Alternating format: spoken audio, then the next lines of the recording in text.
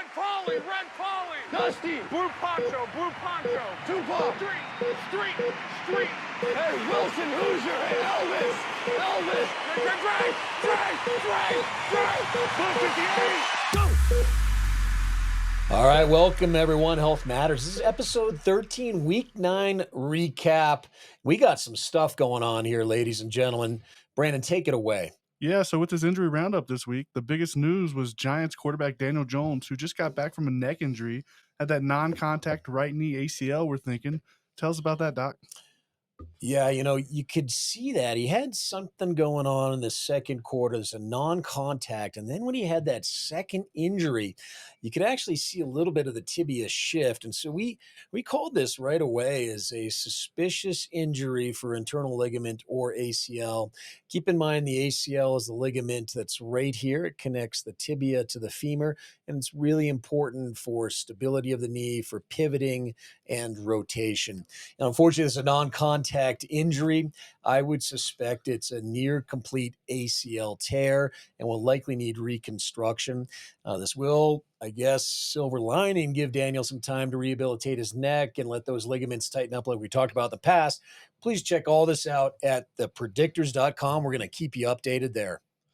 Yeah, that's tough for Daniel Jones and the Giants. We're hoping he can get back next season, in best case scenario. So then we also had Colts rookie wide receiver Josh Downs. He popped up on the injury report this week on Thursday and Friday as a limited participant, listed as questionable. He went out, tried to play. He had one catch for 10 yards before ultimately being ruled out at halftime, unfortunately for Downs. In other tough news for the Vikings, they lost Kirk Cousins last week with Achilles, and this week they lost running back Cam Akers, who's feared to have a left Achilles tear. So it's back-to-back Achilles in this team right now. Yeah, Brandon, that's a tough one for Cam Akers. And in 2021, week 1 season, Cam tore his right Achilles. The Achilles tendon here, it attaches to that calcaneus, your heel bone. It's a long tendon, goes up to your calf muscle. The reality is he had that on the right side in 2021, missed the rest of the season, had surgery, was able to get back, obviously, and do well for 22 and 23 so far. But now he tore his left Achilles. Unfortunately, sometimes these do come in matched pairs, Achilles tears, certain other injuries in the body, especially soft tissue injuries, just not at the same time. And this is exactly what happened with Cam Akers. He's going to be out the rest of the season. He's likely going to need surgery. And unfortunately, is a big loss for the Vikings now with their second Achilles tear. Yeah, it's tough for the Vikings. They've been getting beat up on offense. Moving on to the Eagles tight end, Dallas Goedert. He fractured his right forearm when he was getting tackled. His arm got caught awkwardly, and the defender landed on it. He's undergoing additional tests today, MRI and everything, and there were reports that he could even potentially undergo surgery today. Doc, what are your thoughts on his injury? Yeah, it's interesting that they're getting an MRI. It's usually pretty easy to tell a forearm fracture with x-rays, obviously. It's a broken bone. The x-ray is the best way to see it. But the MRI might be for what we call, and I'm just guessing on this, but a suspicion for what we call a nightstick fracture, or the ulna bone, or the outer bone of your forearm. And it's very superficial here. You can feel it right up against your skin. And a lot of times we see helmets to this. We see direct blow to this area. And sometimes it's can be hard to see on x-ray. And you might need an MRI to see the fracture fully. You know who had this? Rob Gronkowski. And you saw him play in an elbow brace and some other things after he had this ulnar nightstick fracture that underwent plating and screws. And so we'll see whether it's surgery or not. Sometimes these do need surgery to stabilize this ulna bone, as it is a little bit tricky to get that to heal because there is some rotation and play through it. And after you crack it, you sometimes need to have a plate put in to stabilize it so it heals reliably well. The good news is if you plate this, you might be able to get back in 4 to 6 weeks, just depending on what the overall injury is. Again, this is just guessing. We will wait additional information from the team to confirm this, but just putting the story together, this is certainly something it could be. Yeah, hopefully he can make it back for a playoff run if everything goes well. In other news, Texans rookie wide receiver John Mechie III, who's only had 7 catches on the year, he went out with a rib injury, so just watch out for the depth of the wide receivers as the Texans continue to roll. It was a pretty physical Sunday there, Ryan. Tell us about this concussion protocol. Yeah, we had a bunch of players go into the protocol this week. Bills linebacker Terrell Bernard, Panthers linebacker Brian Burns, and cornerback C.J. Henderson, Packers wide receiver Christian Watson, Vikings quarterback Jaron Hall, and wide receiver K.J. Osborne. We got Buccaneers defensive back Jamil Dean, and Giants cornerback Adoree Jackson all went into concussion protocol this week. Let's also keep in mind that this has been a very unique season for the quarterbacks, and we're seeing some of them come back. We're seeing a lot of new faces this year. Our data at thepredictors.com shows this is about a 31% increase in injury report injuries for quarterbacks this year compared to the average of all other years. It's a tough year for quarterbacks. We're going to keep watching those folks. Yeah, so keep in mind, we're not only watching the quarterbacks, we're seeing a huge increase in injuries this year, but also all these other players that are either some coming back off IR and others we should see back as we head into week 10 and well into the second half of the season. So check us out at thepredictors.com for more up-to-date information on the health of all your players. Yeah, okay. Thanks, Doc. Now diving into the fantasy performers who were injured this week. Looking at wide receiver Josh Downs, he's been hot the past couple of weeks. If you had him on your starting lineup, he's had some 100-yard games, close to that, and 2 points last week after the knee injury is not good. So keep an eye out this week on the injury report before you decide to start him. And then we had Browns running back Jerome Ford. He was playing after suffering that high ankle injury a couple of weeks ago. He got back to his average of 12.7 points. He had 20 carries for 44 yards. And then, this is pretty expected based on our data. Our data suggests that the second game back from a high ankle injury on the predictors.com, you're pretty much within plus or minus 1% of your average from before your injury. And then the last one we're going to talk about today, Deshaun Watson finally back in the game after that subscap injury. He had 19 points in a convincing win over one of the league's worst ranked bus score teams, the Cardinals. Was that the shoulder doing it, or was that just playing the bad Cardinal team? Yeah, Brandon, it could be a little bit of both. Cardinals have shown up intermittently this season, keep in mind, but Deshaun was able to pass the ball, and he had 19 points, was certainly performing out there. And that subscap strain, we're going to keep an eye on. I'm still not convinced he's out of the woods with this subscap.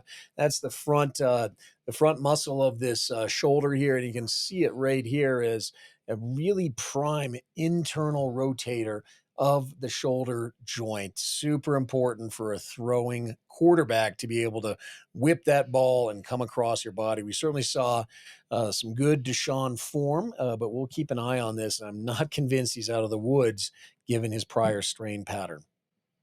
Keep that in mind, fancy owners. There's your prediction. All right, last week we predicted Kenny Pickett would be starting on Thursday night with that rib injury, and Doc, you called it. He came in, he didn't play that great, but he led the team to a game-winning touchdown drive to win the game against those guys. Yeah, Kenny was down, obviously, the most of the game, but did have that game-winning drive Thursday night. So, as predicted from our data, will get better, and I expect him to be in his usual form, especially with now a longer time to rest from that Thursday game coming up into Week 10. Yeah. All right, yeah, so they're going to have a lot of extra rest with Kenny Pickett, and they're going to be playing the Packers, who are also coming off that win after they played the Rams, who was missing their quarterback, Matthew Stafford. Yeah, Stafford, again, their quarterbacks here, health matters. They continue to be beat up. It's Stafford, Pickett, Deshaun. All these folks have significant issues, Hurts, Fields even. But they've been able to come back and be pretty resilient. You can check all of our data, and we got some great articles on the quarterbacks and how they're performing in this very unique 2023-24 season where we're seeing a ton more quarterback injuries. Check it out at thepredictors.com. Yeah, another game that all eyes were on this week after that major news last week from Mark Davis, the owner of the Raiders. Tell us about that game, Ryan. Yeah, it was a big statement game for the Raiders. Mark Davis last week was proving that money doesn't matter for him. Believe it's $85 million that he's losing out of the firing of Josh McDaniels. And now he has the new coach, Antonio Pierce, and new GM, Champ Kelly. New coach was a former player for the New York Giants, and he was playing his former team during this game. They played well. They carried the momentum. Doc, how does momentum truly in a truly affect the team, and how does the locker room atmosphere? I mean, they were smoking their post-game cigars after the huge win. How does that affect the team? It's massive. I can tell my time with the Patriots, the locker room is key, and you can see the teams that gel and come together. They're the ones that win Super Bowls, are the ones that go on to win.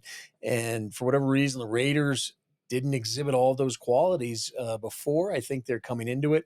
Obviously, we don't want it to be short lived. Just one game is obviously one game. We'll see how this goes after this weekend, but I see you see the locker room being a key component of this. The teams that can trust each other, rely on each other, that can hang out with each other, where it's fun to be around the locker room, where you're high fiving, where there's a lot of smiles, where you're smoking and joking, where you're shooting hoops.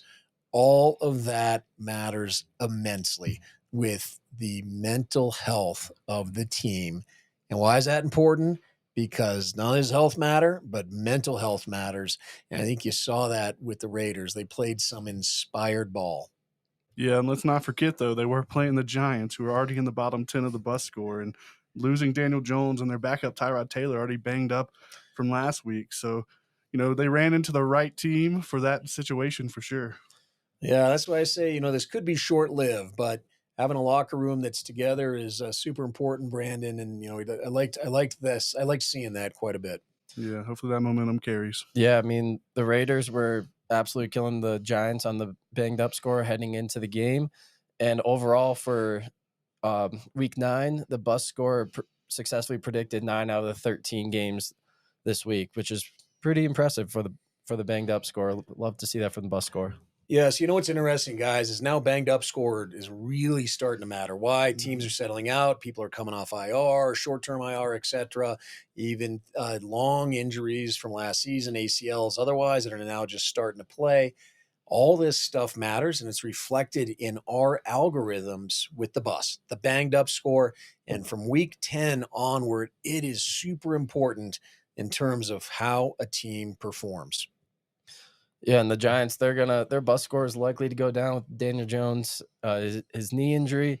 Tommy DeVito, if he ends up getting the start on Sunday, he'll be the 10th rookie quarterback to start this season, which will be a new NFL record. Adam Schefter just tweeted that morning.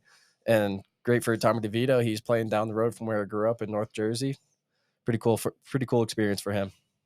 Yeah, there's certainly some rookie quarterbacks getting a lot of experience, but again, that's that 31% increase in injuries thus far to the quarterbacks in the NFL. Yeah. So looking ahead to next week, week 10, I have one game I'm going to circle, and a lot of things with this. You got the 49ers versus the Jaguars. You have Trent Baalke, the GM of the Jaguars. He used to be the GM of the 49ers. The medical staff, the head athletic trainer used to be at the 49ers. He's now at the Jaguars. So there's a lot of different ties there. I was with the 49ers for a year with these guys, so kind of pulling for the Jaguars in this one as well to see if they can come in. They're both coming off a bye week. The 49ers on a 3-game losing skid, and they're pretty beat up. They've been one of the healthier teams in the league, but lately, hopefully that bye week can get them healthy. What are you thinking? Yeah, no, that bye week is huge for teams. Our bus scores routinely go up. They do better. That extra week is massive, and it comes at the right time for teams that do well. And there's some late bye weeks going even in week 13 this year. But I mean, there are some cool games. This is a key weekend in the NFL to help kind of sort some more teams out here. I mean, you got Cleveland at Baltimore, marquee game. That's an early game. You've got Detroit and the Chargers, another interesting game. Detroit coming off a bye and some rest, which they badly need. And then you got a resurgence in the Denver Broncos with how they performed, and they're coming off a bye as well. And they're traveling to Buffalo, and Buffalo's got some challenges, as we saw on Sunday night's game. Yeah, it's definitely a crazy mix this year. Some of these teams that started off hot, they're kind of in trouble lately. And then some of these other teams, the Bengals, they're hot now, and Burrow's back healthy, another quarterback who was injured early on. I think it's amazing when you see Burrow, and he had a hot pack on his calf during the game, okay? Probably preventative, but there could be a little bit of strain. Want to keep that muscle warm, keep it going. But you got a healthy Burrow without that medial gastroc injury that's nagging him. You see how well those Bengals do. I mean, he's hitting T. Higgins and everyone else unbelievably well out there. Yeah, and they got T. Higgins back from injury. I believe it was a ribs injury that he had. He's starting to hit his stride. He seemed to be one of the favorite targets last night for Joe Burrow. Yeah, so keep an eye on these bus scores as we continue on and help them predict your teams each week.